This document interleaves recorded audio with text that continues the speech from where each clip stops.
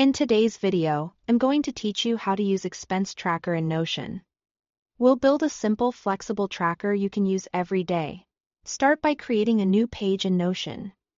Inside that page, type / then table. And choose the inline table option so it sits right on the page. Give the table a clear name like expenses.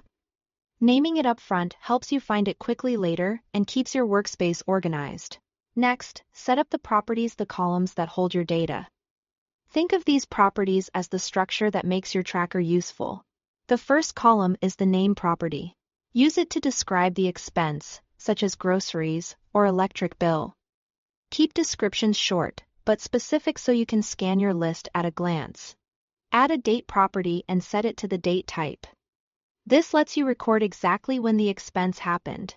Accurate dates make it easy to review spending patterns over time. Create an amount property and set it to the number type. Click into the formatting options and choose your currency so your totals are consistent. You can also decide whether you want decimals to show, which is helpful if you track cents. Add a category property using either select or multi-select. Select is best if each expense has one category like food, rent, or utilities. Multi-select works if a single expense touches multiple areas. Give your options clear names and distinct colors so your categories stand out visually. With the table ready, add views to analyze spending in different ways. Create a calendar view so each expense appears on the day it occurred. When you set up the view, make sure it points to your date property.